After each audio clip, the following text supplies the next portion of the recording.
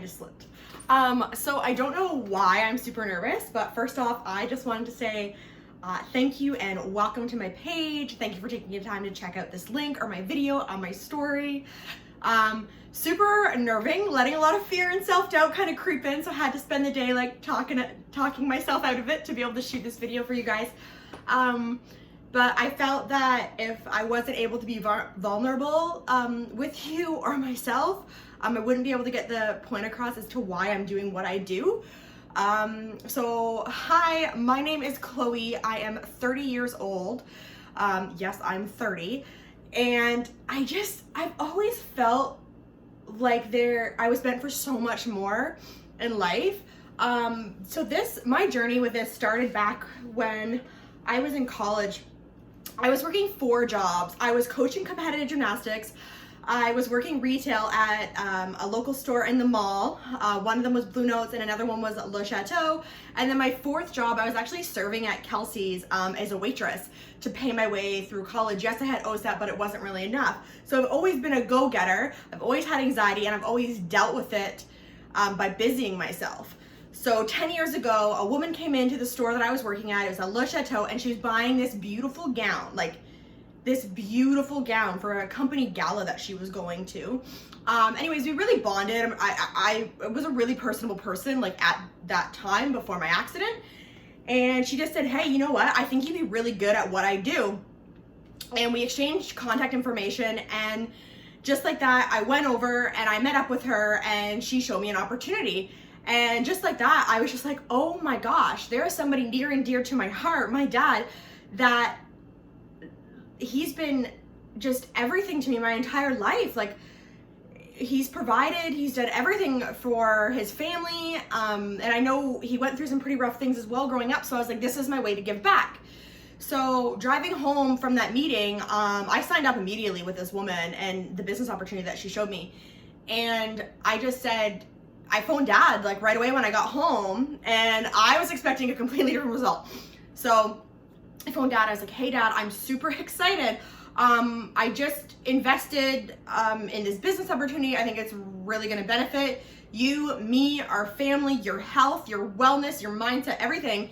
And without even having like any sort of objective viewpoint or unbiased opinion, he immediately shut me down.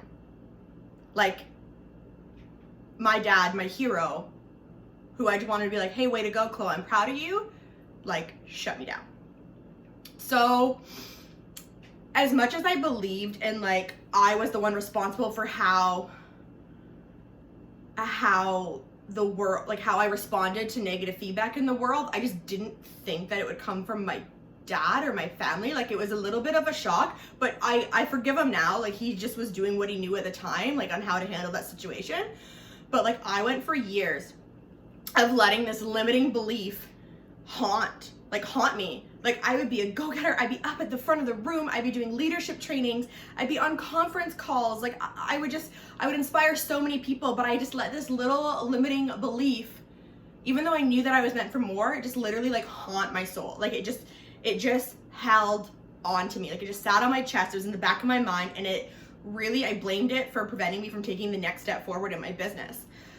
Anyways, lots of things happened as I grew. I met some really exciting, good colleagues, friends, business mentors, and everything from this. And I just still yet went back to that conversation, that 45-second conversation that I had with one person. And a couple years passed, and I thought I found the love of my life. He proposed to me. It was magical. We bought our first house. Like, we worked so hard for our first house. I actually ended up serving I took a little break from marketing, and I was serving up at a resort up north on Lake Huron, and I loved it. I love serving people. I love helping people. Like, it was just such a unique experience. And anyways, we had a wedding to go to, and it was super great. It was really far away. It was an 18-hour drive. And anyways, that's when everything kind of changed for me. That night, I ended up slipping and falling, and I smashed my face off concrete.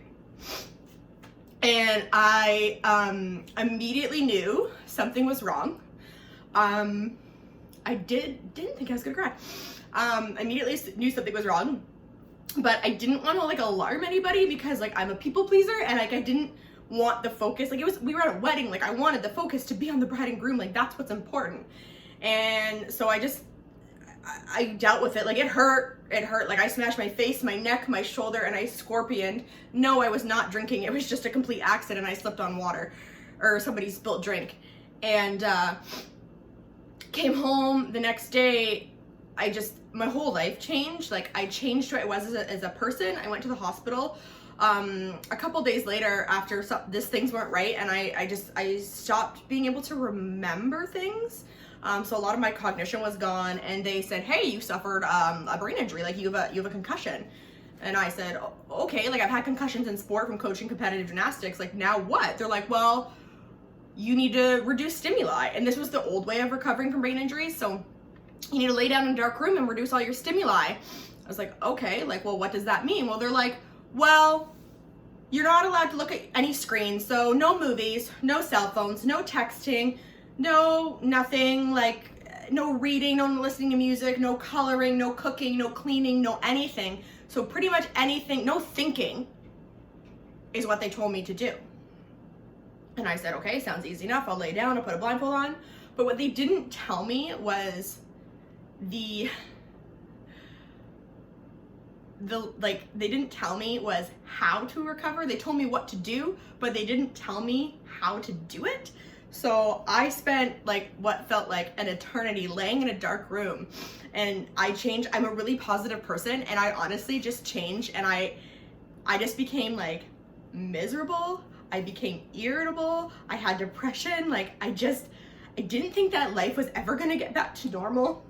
I couldn't go for drives. I couldn't drive with the window down. I had to relearn how to do things like I could walk, but I couldn't walk and turn my head.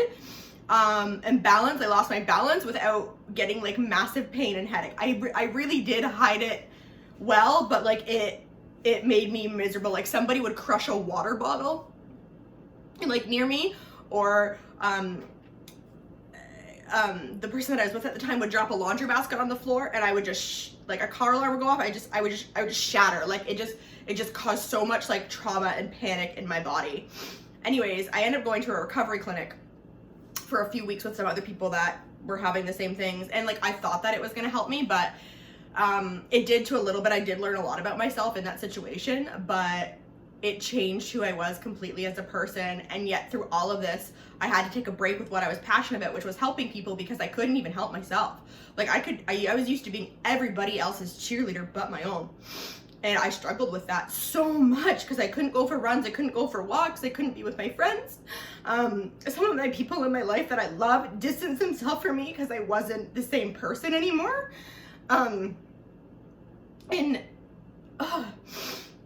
Holy crap, just give me a second here. Let me recompose myself. I honestly walked off the world stage competing at a really high level of cheerleading, and I was in the best shape of my life, and my whole world changed. I gained weight. I wasn't happy anymore. I just remember laying in bed and I just wanted to die. I just wasn't the same. Anyways, this led to a lot of things. My engagement completely fell apart. It crumbled.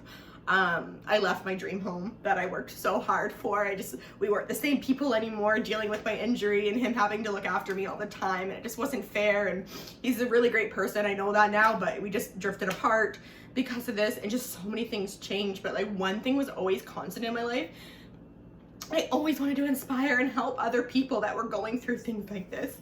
Because it's a really dark hole, and it's not easy to ever claw your way out of that freaking rabbit hole that just consumes your soul. So fast forward a few years, things were going good. I started a new relationship. I moved out of my hometown, and it was great.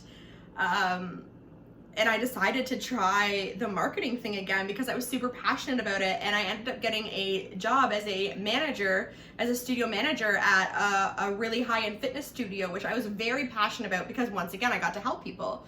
It didn't feel the same in my heart. So back in March, I kind of had this in my back pocket, is my marketing. And I wanted to help people. So back in March, I lost my job. Like, I was laid off. So I just decided to take advantage of this opportunity that I kind of had just sitting in my back pocket. And I'm so happy that I did. I dove right into it. And yes, I still have doubts and I still have fears, but like now I've done so much personal development. Like I've done trainings with Tony Robbins. I've hired a business coach. I've got really good mentors, and the women that I work with and men that I surround myself with now are just, they're so inspiring. They don't make me feel like I'm in a cage, and like that's just part of the journey. And now I just want to help people. Like there are women that are, I didn't go back to university. Like I couldn't with my head, like I couldn't, my cognition was gone. I had to relearn how to do all these things. I couldn't even give somebody cash back from a $5 bill, even though their purchase was $3. But I found this, and this is the vehicle that I'm going to use to help people, because I now have women who are putting down payments on their first home. They're retiring their husbands. They're paying off their debt. They're able to be at home with their babies. Like how cool is that? And all these women are very unique. Some of them are teachers who went to school and did the things and they just wanted a little bit more. Some moms that just want to stay at home with their kids, but just want a little bit more at Christmas. And I now have linked arms with these women who have showed me how to do this. And now I get to add my marketing, my personality, and my mentorship to anyone that joins my team who wants to share in this opportunity with me to help others. And that's our sole mission. If you guys like, if I can do this, if I can literally come out of that dark hole and do this, I want to help you do this. I want to help you succeed, because like, I've just never seen such a unique community. But the places that I'm going with this and the friendships that I've made, like I am going to be buying my second home, because my first one didn't work out. I'm gonna be buying my second home again with this business, with this opportunity. I'm replacing my full-time income. I'm able to now say yes to the things that I want to say yes to, and I want to show other people who are looking for a little bit more that it's possible for them too.